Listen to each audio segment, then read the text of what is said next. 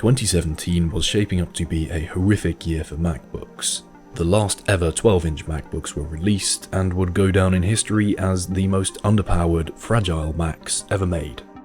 Then another MacBook Air with the exact same design they'd been using for the last 7 years rolled out, with almost the exact same parts as the last Air from 2015. So Apple had to pull off something big with the 2017 MacBook Pro. Thankfully, the Pro line had always been the most impressive. Mac enthusiasts went crazy over the 2012 Pro with parts way ahead of its time, all in an upgradable chassis.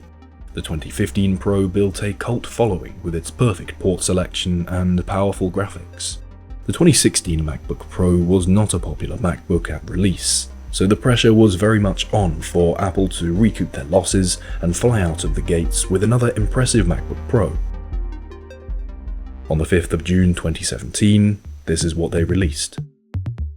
For $2,100 this 13-inch model could be configured with up to an Intel i7 with 2 cores and a clock speed of 3.5 to 4 GHz. That kind of money seems absurd for such a weak dual-core processor, but the truth is Intel were going through a rough patch with their laptop CPUs. All of their quad-core chips released in 2017 required up to 45 watts of power, which would have heated up and drained the 13-inch MacBooks too much. AMD's new Ryzen line had 25 watt chips with 4 cores, but they wouldn't have been ready for the summer MacBook Pro launch. AMD's new chips also ran on DDR4 by default, but Apple had chosen Team Blue anyway, and a shame as it was, they had to stick with what Intel could provide them with. The 2017 MacBook Pros each have DDR3 memory inside, running at 2133 MHz. Quite fast for DDR3, but still not DDR4, which was quickly becoming the standard in most high-end computers of that year. The 13-inch model has 8 or 16 GB, while the 15-inch can only be equipped with 16. So far that's 2 swings and 2 misses for the 2017 MacBook Pro. But the internals were kind of out of Apple's hands, like I said. What about other hardware, like the body design? That's something Apple could control. Well, the most captivating part on the outside is the screen. It's a 2560 by 1600 display with a peak brightness of 500 nits. Great quality, great brightness, but exactly the same screen Apple had used on the 2016 MacBook Pro.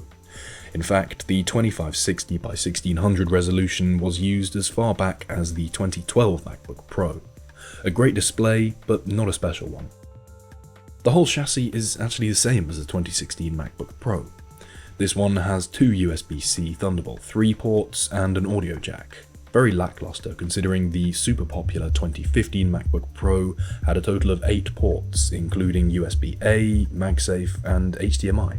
Everyone hated Apple for getting rid of those ports, and it's a shame that the 2017 MacBook Pro didn't improve the situation at all. This was a big blow for Apple's reputation in the world of laptops, but the nightmare had only just begun. Having the same body as the previous year's laptop meant that the 2017 MacBook Pro was fitted with a butterfly keyboard.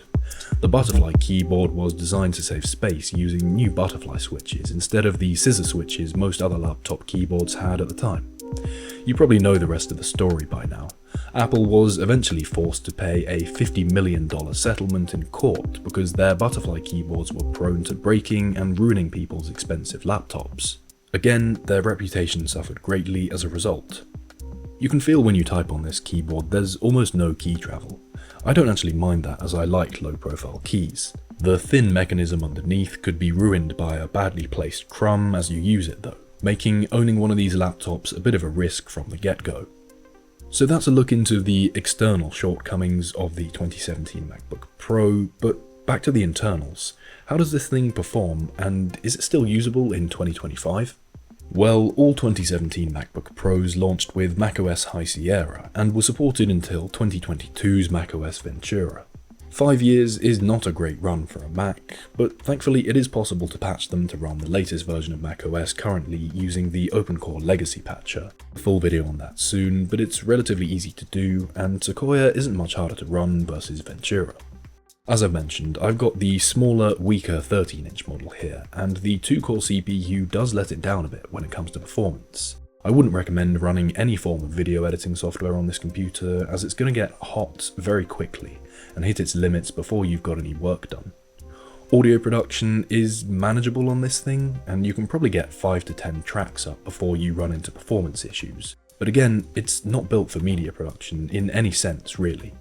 It's a wonder Apple ever managed to sell these as professional devices, as the only profession I can see these being useful for is a desk job comprised of writing Word documents and browsing the web. Serious Excel spreadsheets might honestly slow this thing down, as it's the lowest spec model Apple sold in 2017. Benchmark numbers might give us a better look at performance. Geekbench 6's CPU test gives the base model 13-inch Pro a single-core score of 1094 and a multi-core of 2296. That multi-core score is especially damning, as it's worse than the 2012 Mac Mini, as well as the 27-inch iMac from 2011. Things aren't much better for the 15-inch variant of this computer though. It easily gets beaten by the fan-favourite 2015 MacBook Pro, and even struggles against the 2014 in the multi-core benchmark. Moving on to graphics, the 13-inch 2017 MacBook Pro only has Intel Iris Plus graphics integrated within the CPU. Integrated graphics are almost never capable of gaming of any sort, and won't be very useful for 3D rendering in applications like Blender. The iGPU shares memory with the system too, meaning the 8 or 16 gigabytes you get will be used in part by the graphics processor. 15-inch 2017s do come with dedicated graphics, meaning you get much better performance and dedicated video memory. The highest graphics card option on the 15-inch is the Radeon Pro 560, which comes with 4 gigabytes of dedicated video memory. That sounds like a decent amount of VRAM, but the GPU isn't going to be particularly useful. Firstly, the Pro 560 was a pretty weak offering for the price, even in 2017. And secondly, the thin design of these MacBooks that warranted the butterfly keyboard's creation is not great for dissipating heat. The CPU and GPU areas of 2017 MacBook Pros get seriously toasty under load, so I won't be testing this using games or anything. There's one last thing I haven't mentioned about the 2017 MacBook Pro: the touch bar. Apple added the touch bar to MacBook Pros in 2016 and only got rid of it properly in 2023. It was always a bit controversial, as having software buttons instead of actual function keys annoyed quite a lot of people. You also only got the touch bar if you paid extra for a high-end MacBook Pro, so this one doesn't have it. You could love or hate the touch bar, really. I'm on the fence, but it doesn't matter now since we probably won't be seeing it again on MacBooks for a while. So the 2017 MacBook Pro is a terrible computer, but aside from that, it's the product of several mistakes Apple made, which in hindsight probably could have been avoided. They'd made laptops so good in previous years it was hard to beat some of them. They'd continued sourcing parts from Intel, who were losing their edge over the CPU industry. They'd made a considerably flawed MacBook Pro body in 2016, and then crucially, they'd not changed anything in the year after, despite backlash from their customers. Some would suggest Apple are still repairing their reputation from what happened in 2016 to 19, but let me know what you think in the comments section. Thank you very much for watching. Thank you to anyone supporting me on Patreon too, as that kind of thing really helps me focus on making videos when life gets busy. Subscribe for more content like this, of course, and I'll see you next week.